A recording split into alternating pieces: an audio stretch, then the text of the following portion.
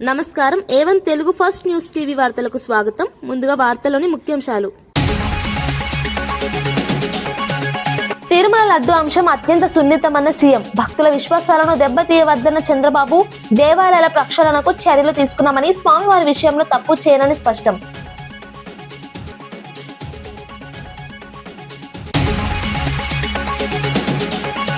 రేవంత్ తో లక్కీ జోడిగా మహేష్ గౌడ్ వ్యాఖ్య. సమన్వయంతో కాంగ్రెస్ బలపడుతోందన్న అభిప్రాయం. జీహెచ్ఎంసీ ఎన్నికల్లో విజయం సాధిస్తామన్న ధీమా. ప్రజల సేవే మా లక్ష్యమని స్పష్టం చేసిన నేత.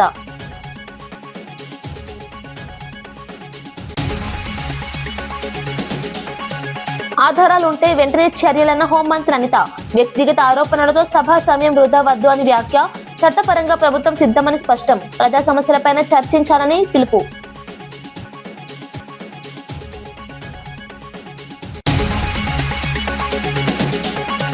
రైతులకు పూర్తి మద్దతు ఇస్తుందన్న ఎన్డీఏ. పింఛన్లు పెంచి సంక్షేమం ప్రారంభించామన్న పవన్. కౌలు రైతులు ధైర్యంగా ఉండాలన్న పిలుపు. అభివృద్ధి సంక్షేమం రెండు మా లక్ష్యమని స్పష్టం.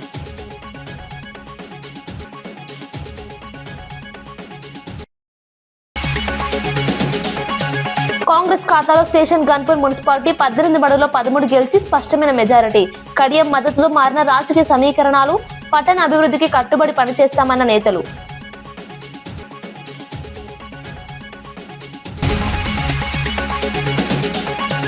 తిరుమల లడ్డు అంశం అత్యంత సున్నితమన్న సీఎం. భక్తుల విశ్వాసాలను దెబ్బతీయవద్దన్న చంద్రబాబు. దేవాలయాల ప్రక్షాళనకు చర్యలు తీసుకున్నామని, స్వామివారి విషయంలో తప్పు చేయనని స్పష్టం. అక్కడ జరిగింది మనం ఆ రోజు చెప్పకపోతే మన మీద అపచారం. రేపు ఏదైనా జరిగిందనుకోండి, మీరు ఎందుకు చెప్పలేదని చెప్పితే తిరిగి ఏ విధంగా వీళ్ళు ఆ అపవిత్రతను ఇంకా ఎక్కువ చేయడం కోసం ముందుకు తీసుకుపోవడం, ఇవన్నీ చేసే పరిస్థితికి వచ్చే దశ. ఇది కరెక్ట్ కాదు. నేను ఒకటే హామీ ఇస్తున్నా, రాష్ట్రంలో ఉండే అన్ని దేవాలయాల్ని ప్రక్షాళన చేశాం. ఎక్కడ అపవిత్ర జరగడానికి వీలు లేదు. ఎవరి మనోభావాలు దెబ్బతినడానికి వీలు లేదు. ప్రతి ఒక్క దేవాలయంలో పవిత్రత కాపాడే బాధ్యత ఎన్డీఏ ప్రభుత్వం తీసుకుంటామని మరొక్కసారి ప్రజలందరూ కూడా విజ్ఞప్తి చేస్తున్నారు. ఇంకొక పక్కన దశ ఒకసారి చూస్తే బాధ వేస్తుంది. వీళ్ళ యొక్క బిహేవియర్ చూస్తే కూడా ఆశ్చర్యం వేస్తుంది. కల్తీ లడ్డుకు హెరిటేజ్ ఎందుకు తీసుకొస్తారా దిశ? నాకైతే అర్థం కాదనమాట. నాకు ఇలాంటి ఆ రోజు వివేకానంద రెడ్డి, నేనే ముఖ్యమంత్రి, చెప్పకపోతే ఒక బాధ, చెప్తే ఒక బాధ. ఆ రోజు నిద్రలేశాను, మా వాళ్ళు ఇక్కడే ఉన్నారు. ఐజీలు. రేవంత్ తో లక్కీ జోడిగా మహేష్ గౌడ్ వ్యాఖ్య. సమన్వయంతో కాంగ్రెస్ బలపడుతోందన్న అభిప్రాయం. జీహెచ్ఎంసీ ఎన్నికల్లో విజయం సాధిస్తామన్న ధీమా. ప్రజల సేవే మా లక్ష్యమని స్పష్టం చేసిన నేత.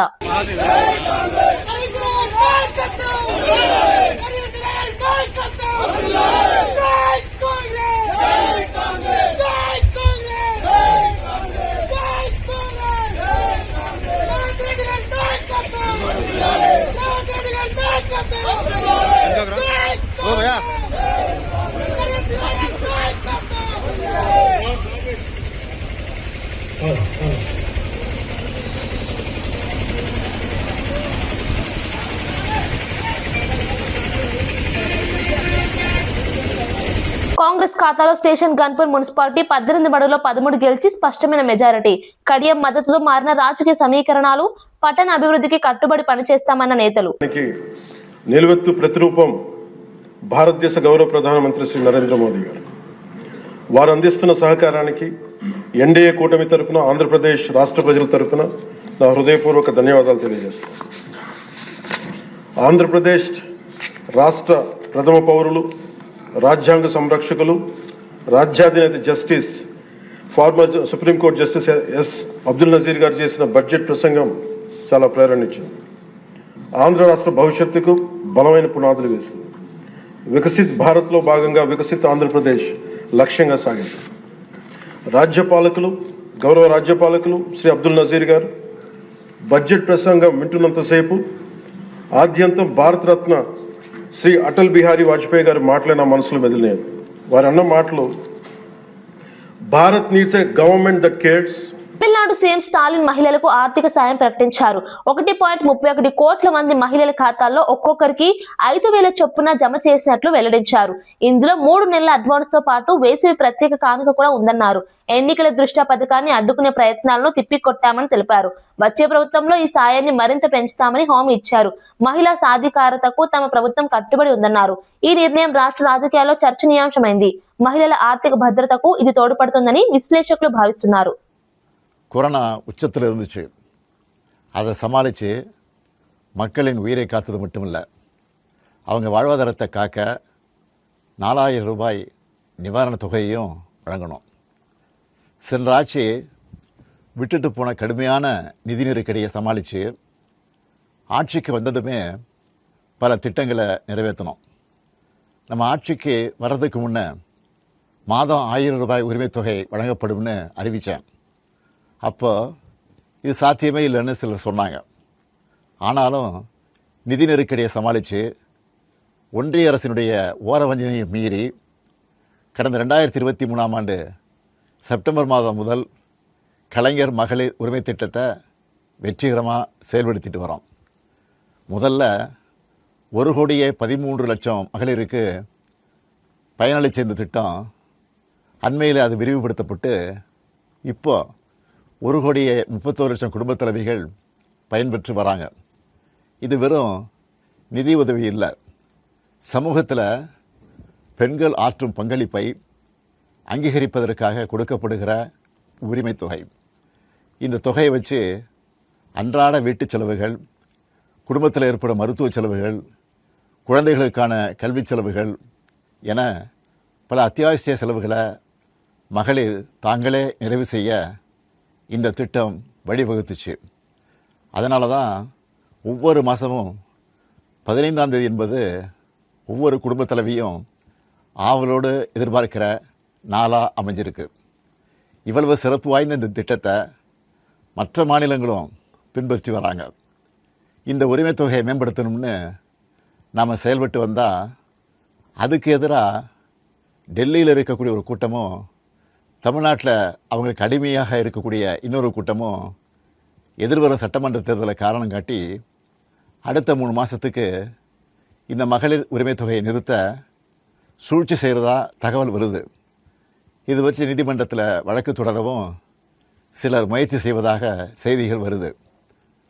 1,31,00,000 மகளிர் உழைப்பை அங்கீகரிக்கிற இந்த திட்டத்தை 3 மாதம் நிறுத்தி வச்சா நீங்கள் எவ்வளவு சிரமங்களுக்கு ஆளாவீங்கன்னு உங்கள் வீட்டில் ஒருத்தனா இருக்கக்கூடிய எனக்கு நல்லா தெரியும்.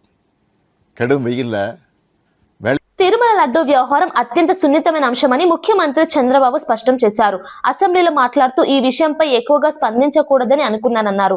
అయితే కొందరు కావాలనే భక్తుల మనోభావాలను దెబ్బతీసేలా వ్యాఖ్యలు చేస్తున్నారని ఆవేదన వ్యక్తం చేశారు. వెంకటేశ్వర స్వామి విషయంలో తెలిసి తెలియక ఎటువంటి తప్పు చేయనని పేర్కొన్నారు. నిద్ర రాకపోతే స్వామివారిని తలుచుకుంటే ప్రశాంతత లభిస్తుందని తెలిపారు. రాష్ట్రానికి తిరుమల వంటి పుణ్యక్షేత్రం ఉండడం అదృష్టమన్నారు. దేవాలయాల ప్రక్షాళనకు ప్రభుత్వం చర్యలు తీసుకుందని చెప్పారు. భక్తుల విశ్వాసాన్ని రాజకీయాలకు బలి చేయవద్దని సూచించారు. ఈ అంశాన్ని బాధ్యతగా చూడాలని ఐజా మున్సిపాలిటీలో కాంగ్రెస్ ఎంపీ మల్లు రవి దత్తత హామీ ఇచ్చినప్పటికీ పార్టీకి విజయం లభించలేదు. అభివృద్ధి వాగ్దానాలు చేసిన ప్రజలు ఇతర అభ్యర్థులను ఆశ్రయించారు. స్థానిక సమస్యలు రాజకీయ సమీకరణాల ప్రభావం చూపినట్లు విశ్లేషణలు చెబుతున్నాయి. కాంగ్రెస్ నాయకులు ఫలితాలను సమీక్షించి కారణాలు తెలుసుకుంటామని తెలిపారు. ప్రజా ఆశయాలను మరింత సమగ్రంగా అర్థం చేసుకుని ముందుకు సాగుతామని అన్నారు. డ్రైన్ల కోసం గానీ, ఇండ్ల కోసం గానీ, పెన్షన్ల కోసం గానీ, రేషన్ కార్డుల కోసం గానీ, ఉద్యోగం కోసం గానీ అన్ని రకాల స్కీములు, ప్రణాళికలు ఈ ఐజా పట్టణంలో ఇంప్లిమెంట్ చేసి దాని ద్వారా ఇక్కడ ఉన్న ప్రజల జీవన విధానంలో ఒక పెను మార్పు తీసుకొని రావాలనే ఉద్దేశంతో నేను సంపత్ గారు మాట్లాడుకుని మరి దీన్ని దత్తత తీసుకోవటం జరిగింది. శాసనమండలి చీఫ్ విప్ పంచుమర్తి అనురాధ అంబటి రాంబాబుపై తీవ్ర స్థాయిలో విమర్శలు గుప్పించారు. ప్రజలను భయభ్రాంతులకు గురి చేసి క్రిమినల్ గా వ్యవహరిస్తున్నారని ఆరోపించారు. రాజకీయంగా ప్రాధాన్యం కోసం వివాదాస్పద వ్యాఖ్యలు చేస్తూ సమాజంలో ఉద్రిక్తతలు రేకిస్తున్నారని మండిపడ్డారు. చట్టాన్ని చేతిలోకి తీసుకునే వారిపై కఠిన చర్యలు తీసుకోవాలని డిమాండ్ చేశారు. ప్రజాస్వామ్యంలో బాధ్యతాయుతమైన ప్రవర్తనే నాయకులకు అలంకారమని, దౌర్జన్యాలకు తావు లేకుండా వ్యవహరించాలన్నారు. ప్రజాస్వామ్యంలో బాధ్యతాయుతమైన ప్రవర్తనే నాయకులకు అలంకారమని, దౌర్జన్యాలకు తావు లేకుండా వ్యవహరించాలన్నారు. ప్రభుత్వం చట్టపరమైన చర్యలు తీసుకుంటే దాన్ని రాజకీయ రంగు పులమడం తగదన్నారు. ప్రజల నమ్మకాన్ని దెబ్బతీసే చర్యలు ఎవరైనా చేస్తే చట్టం తన పని చేస్తుందన్నారు. రాజకీయ వ్యవహారాలను వ్యక్తిగత దూషణలుగా మార్చడం సరికాదని సూచించారు. ప్రజల భద్రతే ముఖ్యమని ఆమె స్పష్టం చేశారు. వాళ్ళ మీద తిరగబడ్డాడు. వైశ్యులు, ఆర్య వైశ్యులను కూడా చూడకుండా వాళ్ళని కొట్టించారు, బూతులు తిట్టారు. అన్ని కుల వ్యవస్థలను ఇంక్లూడింగ్ కాపుల్ని కూడా ఇష్టం వచ్చినట్టు తిట్టిన ఈ మనిషి ఈరోజు కాపు కార్డు వేసుకొని మాట్లాడటం, దాన్ని ప్రోత్సహించే విధంగా జగన్మోహన్ రెడ్డి కాపు కార్డుతో మనం రాజకీయం చెయ్యాల్సిందే అని చెప్పి ముందుకి వచ్చి ఇతనికి ఊతం ఇవ్వడం, నిన్న కూపన్ల విషయంలోనే మరి రిమాండ్లోకి వెళుతూ, రిమాండ్ విధిస్తే జైల్లోకి వెళుతూ ఆ బస్ ఎక్కినప్పుడు తగ్గేదే లేదని చెప్పి సైగలు చేయడం అతని అరాచకానికి పరాకాష్ట అని చెప్పి ఈ సందర్భంగా నేను తెలియజేస్తా ఉన్నా.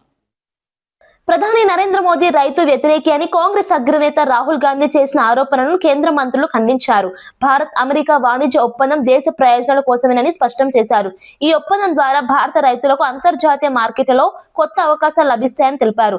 దేశ ఆర్థికాభివృద్ధి కోసం వ్యూహాత్మక నిర్ణయాలు తీసుకుంటున్నామని పేర్కొన్నారు. రైతుల సంక్షేమం కోసం కేంద్రం అనేక పథకాలు అమలు చేస్తుందని గుర్తు చేశారు. పీఎం కిసాన్ వంటి పథకాల ద్వారా కోట్లాది మంది రైతులు లబ్ధి పొందుతున్నారని వివరించారు. రాజకీయ లాభాల కోసం తప్పుడు ప్రచారం చేయడం తగదని విమర్శించారు. దేశ ప్రయోజనాలపై రాజీపడే ప్రసక్తే లేదని స్పష్టం చేశారు.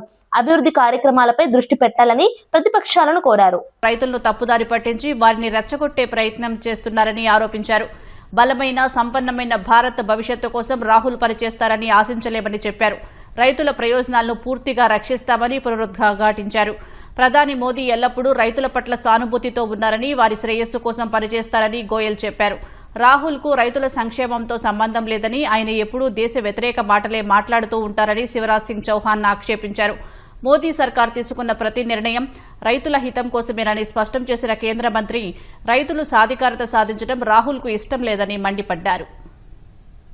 టీపీసీసీ చీఫ్ మహేష్ కుమార్ గౌడ్ తనను సీఎం రేవంత్ రెడ్డిని లక్కీ జోడిగా పేర్కొన్నారు. గతంలో డి శ్రీనివాస్, రాజశేఖర్ రెడ్డి కలిసి పార్టీని బలంగా నడిపినట్లే తాము సమన్వయంతో పనిచేస్తున్నామని తెలిపారు. ప్రజల ఆకాంక్షలకు అనుగుణంగా నిర్ణయాలు తీసుకుంటున్నామని చెప్పారు.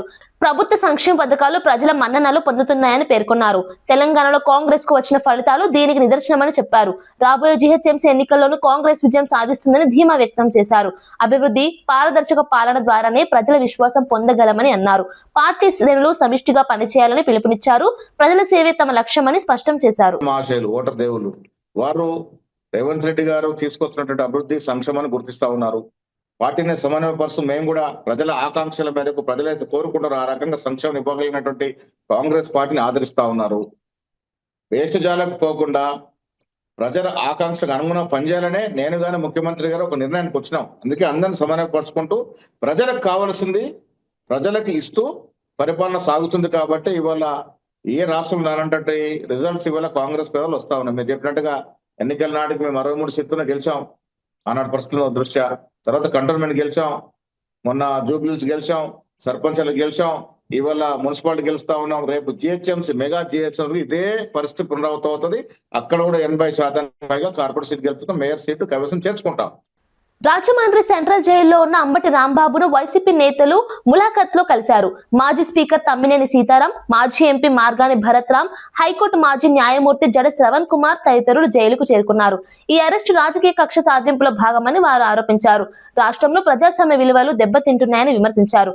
అంబటి ఆరోగ్య పరిస్థితిని దృష్టిలో ఉంచుకొని ప్రత్యేక సౌకర్యాలు కల్పించాలని డిమాండ్ చేశారు. ప్రభుత్వం ప్రతిపక్షాన్ని అణిచివేయాలని చూస్తోందని అన్నారు.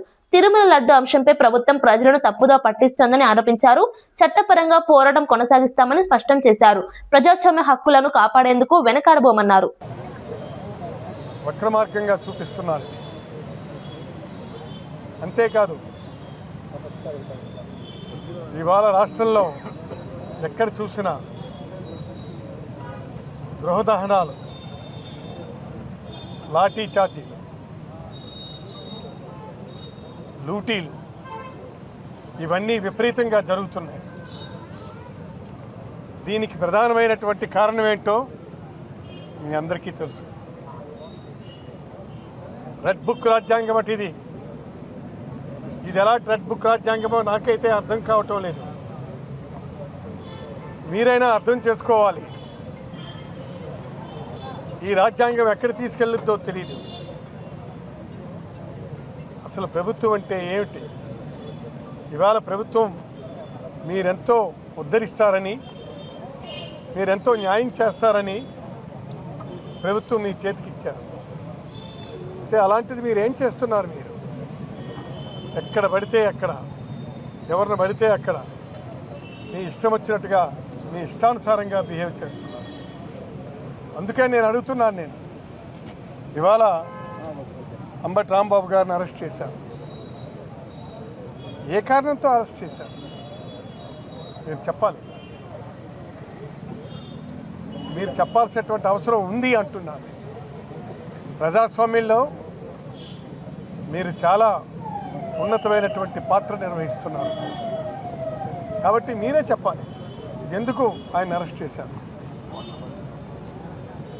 అలాగే మన జోగి రమేష్ని మీరు అరెస్ట్ చేసి విడుదల చేశారు. తర్వాత ఇళ్ల మీదకి పెట్రోల్ బాంబ్స్ ఇస్తారు, పెట్రోల్ బాంబ్స్తో దాడి చేశారు. ఈ విధమైనటువంటి పరిస్థితుల్లో వాళ్ళ నాన్నగారు ఉన్నారు, చాలా ఏజ్డ్. ఆయన ఏమైనా అయితే దానికి బాధ్యత ఎవరు వహిస్తారు? ఈ గోండాల, రౌడీల, ఈ ప్రభుత్వమా? ఎవరు దీనికి బాధ్యత వహిస్తారు? ఇలాంటి పరిస్థితుల్లో ప్రభుత్వాలు ఉంటే చాలా మనుగడ కష్టం. అందుకే మేము చెప్తున్నాం, మీరేం చేయాలనుకున్నా, ఏం చెందాలనుకున్నా మీరు చాలా స్పష్టంగా ముందుకొచ్చి చెప్పండి. అంతేగాని ఈ విధమైనటువంటి నిర్ణయాలు చేయడం కరెక్ట్ కాదు.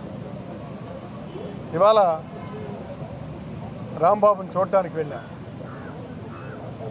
ఆయన హ్యాపీగా ఉండొచ్చు. ఆయన హ్యాపీగా ఉన్నారా? మీరు చెప్పాలి. మీరు కూడా వెళ్ళి ఒకసారి చూడండి. ఆయన సరదాగా జోక్స్ చేస్తారు, కానీ ఆ జోక్స్ వెనుకున్నటువంటి మనోవేదన మనం అర్థం చేసుకోవాలి కదా. ఈ విధమైనటువంటి పరిస్థితి పెన్నడూ జరగలేదు. తర్వాత అక్కడ మన చెవిరెడ్డి భాస్కర్ రెడ్డి, ఆయనకి ఇన్నేళ్ళు ఉంచి విడిచిపెట్టారు. తర్వాత ఇక్కడ మన విడుదల రజని, తర్వాత ఇక్కడ మన బ్రహ్మనాయుడు, వీళ్ళందరి మీద ఏమిటి అసలు? ఇది ప్రభుత్వమా, రాక్షసత్వమా? ఈ ప్రభుత్వానికి ఏమైనా సరే హద్దు ఉందా? ఇది సరైనటువంటి పద్ధతి కాదని చెప్తున్నాను. మీకు ఏమైనా అలాంటి అవకాశం ఉంటే మీరు ఇంకో విధమైనటువంటి చేయండి. ఈ విధమైనటువంటి అరాచకత్వంతో మీరు రాజ్యాన్ని చేస్తారా? No, this is not correct. అలాగే మొన్న వచ్చాను నేను ఇక్కడికి, ఎప్పుడు మన మిథున్ రెడ్డి. కూటమి ప్రభుత్వంలో ఉద్యోగులు నష్టపోతున్నారని ఎమ్మెల్సీ పర్వతరెడ్డి చంద్రశేఖర్ రెడ్డి ఆరోపించారు. కొత్త పీఆర్సీపై ప్రభుత్వం ఇప్పటి వరకు ఎలాంటి నిర్ణయం తీసుకోలేదని విమర్శించారు. పీఆర్సీ కమిషన్ కూడా ఏర్పాటు చేయకపోవడం ఆందోళనకరమన్నారు.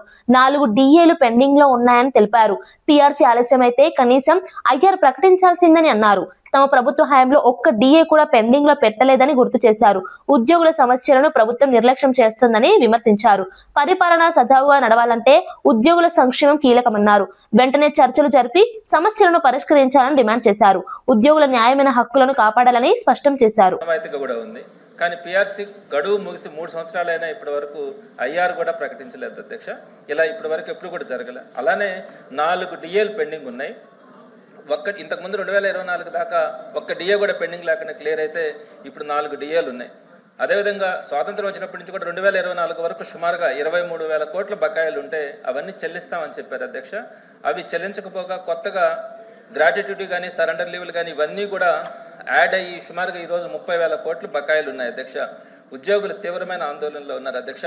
పేద కుటుంబాల నుంచి వచ్చి కష్టపడి చదివి ప్రభుత్వ ఉద్యోగాలు సాధించి పనిభారం, పథకాల నిర్వహణ, ఒత్తిళ్ల మధ్యలో వాళ్ళ విధులు నిర్వహిస్తూ ఉన్నారు. అలాంటి ఉద్యోగులకు ఇప్పుడు మనం న్యాయం చేయాల్సిన అవసరం తప్పకుండా ఉంది అధ్యక్ష. అందుకని చివరిగా నేను అనేది ఏంటంటే తక్షణమే వారికి ఒక 30% ఐఆర్ ప్రకటించి పిఆర్సీ కమిషన్ అని వెంటనే ఏర్పాటు చేయడంతో పాటు పెండింగ్ లో ఉన్నటువంటి 4 ములుగు మున్సిపాలిటీకి జరిగిన తొలి ఎన్నికల్లో కాంగ్రెస్ పార్టీ స్పష్టమైన ఆధిక్యాన్ని సాధించింది. మొత్తం 20 వార్డుల్లో 12 వార్డులను గెలుచుకొని మెజార్టీ సాధించింది. బీఆర్ఎస్ 5, బీజేపీ 1, ఇతరులు 2 స్థానాల్లో విజయం సాధించారు. ఈ ఫలితాలపై మంత్రి సీతక్క హర్షం వ్యక్తం చేస్తూ ఇది ప్రజల ఆకాంక్షలకు ప్రతిబింబమని తెలిపారు. ప్రభుత్వ సంక్షేమ పథకాలపై ప్రజలు విశ్వాసం ఉంచారని వ్యాఖ్యానించారు. గెలిచిన కౌన్సిలర్లు ప్రజలకు అందుబాటులో ఉంటూ పట్టణ అభివృద్ధికి కృషి చేయాలని సూచించారు. మౌలిక వసతులు, తాగునీరు, రహదారులు, పారిశుద్ధ్యంపై ప్రత్యేక దృష్టి పెట్టాలని ఆమె అన్నారు. ఈ విజయం ద్వారా రాష్ట్రంలో కాంగ్రెస్ పట్ల ప్రజల విశ్వాసం మరింత బలపడిందని పార్టీ నేతలు పేర్కొన్నారు.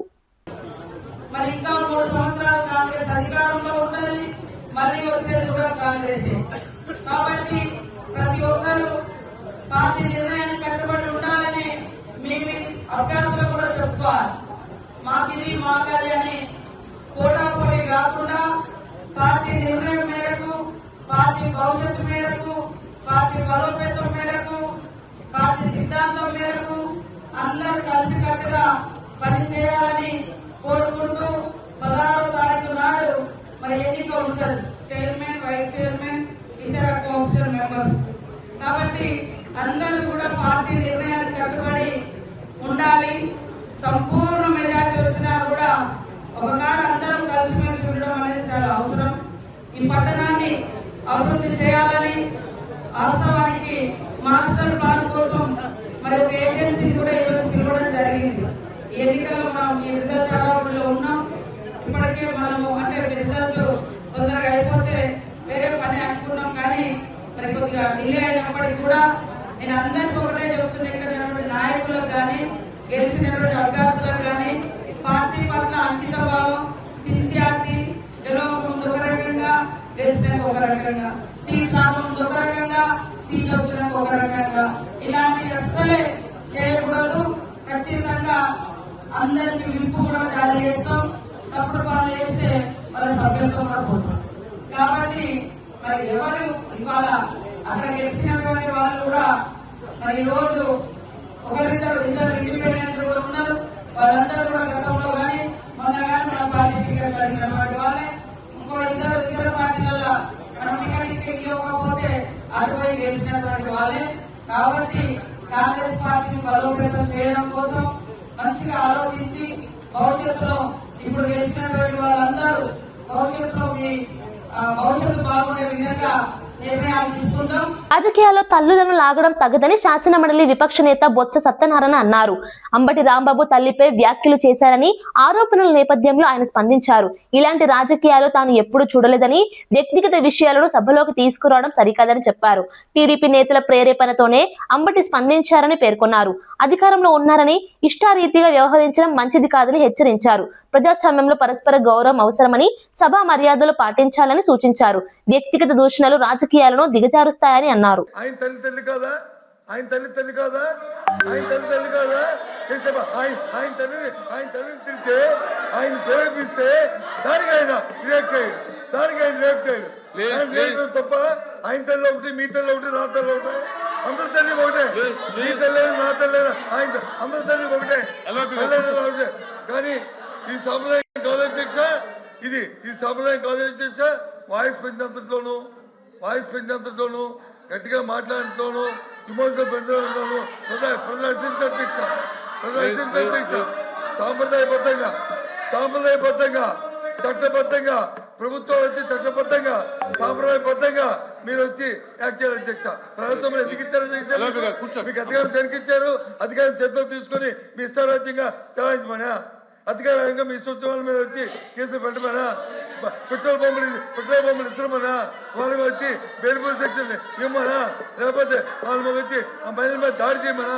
దేనికి ఇచ్చారు చట్టం? ఇది దయచేసి సార్ ఎవరు తల్లైనా ఎవరు భార్య అయినా ఏ మహిళ అయినా అందరూ గౌరవించాల్సిందే, పూజించవలసిందే. ఇందులో ఎవరికి ఏ విధంగా భేదాభిప్రాయం లేదు అధ్యక్ష. ఇందులో ఎవరికి భేదాభిప్రాయం లేదు అధ్యక్ష. ఎవరు చేసినా సరే తప్పే అధ్యక్ష. ఎవరు చేసినా సరే తప్పే అధ్యక్ష. తప్పుని సమర్థించే సమస్య లేదు అధ్యక్ష. కానీ అక్కడ పరిస్థితులు, అక్కడ వాస్తవాలు, అక్కడ జరుగుతున్న పరిణామాలు అవన్నీ కూడా ఆలోచన తీసుకున్న బాధ్యత ఉంది అధ్యక్ష. ఆయన వచ్చి చెప్పాడు, జరిగింది, నా వయసుకి మంచిది కాదు. అంబటి రాంబాబు తల్లిపై తిట్టినట్లు ఆధారాలుంటే పంపించాలని వెంటనే చర్యలు తీసుకుంటానని హోంమంత్రి అనిత స్పష్టం చేశారు. దేవాలయం లాంటి కౌన్సిల్లో ఇలాంటి విషయాలపై గంటల తరబడి చర్చించడం సమంజసం కాదని వ్యాఖ్యానించారు. వ్యక్తిగత ఆరోపణలతో సభా సమయాన్ని వృధా చేయకూడదని సూచించారు. ఆధారాలు లేకుండా ఆరోపణలు చేయడం సరికాదని, చట్టపరమైన చర్యలు తీసుకోవడానికి ప్రభుత్వం సిద్ధంగా ఉందని చెప్పారు. రాజకీయ విమర్శలు ఒక పరిమితిలో ఉండాలని, వ్యక్తిగత అవమానాలు అనవసర ఉద్రిక్తతలకు దారితీస్తాయని హెచ్చరించారు. సభలో ప్రజా సమస్యలపై చర్చించడమే ముఖ్యమని ఆమె అభిప్రాయపడ్డారు. పావు గంటలో వాళ్ళ ఇంట్లోంచి బయటకు వచ్చి మాట్లాడుతూ నా కుక్కను కూడా టచ్ చేయలేరు, ఏ పోలీసు వస్తారు రమ్మని చెప్పినప్పుడు ఆ మాట్లాడు గురించి మాట్లాడినట్టు అంటే ఇలాంటి మాట్లాడి రచ్చగొట్టేటట్టుగా మాట్లాడి నిన్న జైలు దగ్గరికి వెళ్ళి ఇట్ట పాడతాడు. ఆయన మాజీ మంత్రి అండి, ఏం మాట్లాడుతున్నారండి, ఏ సైకిల్ చేస్తున్నారండి, సమాజానికి ఎటువంటి మెసేజ్ ఇస్తున్నారండి? అలాంటి వ్యక్తి గురించి ఇలాంటి సభలో, పెద్దల సభలో ఇంత చర్చ అవసరమా? ఇంత అలాంటి వ్యక్తి గురించి అలాంటి అనకూడదు కానీ తల్లిని చెల్లిని కూడా మాట్లాడే వాళ్ళ గురించి ఈ రోజు ఈ సభలో, ఈ పెద్దల సభలో ఇంత చర్చ అవసరమా? అతని గురించి వెనకేసుకు రావడం అవసరమా? అసలు మీకేమైనా అసలు సెన్స్ ఉందా అని అడుగుతున్నాను నేను. ఈ రోజు కనీసం ఆలోచన చేసుకోవాలి కదా. ఎలా పడితే అలా మాట్లాడడానికి, ఏది పడితే మాట్లాడడానికి ఇది దేవాలయం లాంటి కౌన్సిల్, పెద్దల సభ ఇది. శంషాబాద్ ఎయిర్పోర్ట్ మార్గంగా గోవా నుంచి మద్యం తరలిస్తున్నారనే సమాచారం మేరకు excise STFA team leader Anji Reddy సిబ్బందితో కలిసి పహాడ్ షరీఫ్ వద్ద వాహనాల తనిఖీలు చేపట్టారు. 4 బ్యాచ్లుగా నిర్వహించిన తనిఖీలో మొత్తం 92 NDPL మద్యం బాటిళ్లను స్వాధీనం చేసుకున్నారు. మొదటి కేసులో 23 బాటిళ్లు, ఒక కారుతో 4గురిపై కేసు నమోదు చేశారు. రెండో కేసులో 34 బాటిళ్లు, కారుతో 5గురిపై కేసు నమోదు చేశారు. మూడో కేసులో 21 బాటిళ్లు, కారుతో 6గురిపై కేసు నమోదు చేశారు. 4గో కేసులో 14 బాటిళ్లు స్వాధీనం చేసుకున్నారు. మొత్తం 15 మందిపై కేసులు నమోదు చేసి 3 కార్లను మీర్పేట్ ఎక్సైజ్ స్టేషన్ కు అప్పగించారు. ఈనాటి వార్తా విశేషాలు మరో బులెటిన్లో మళ్ళీ కలుద్దాం. నమస్కారం.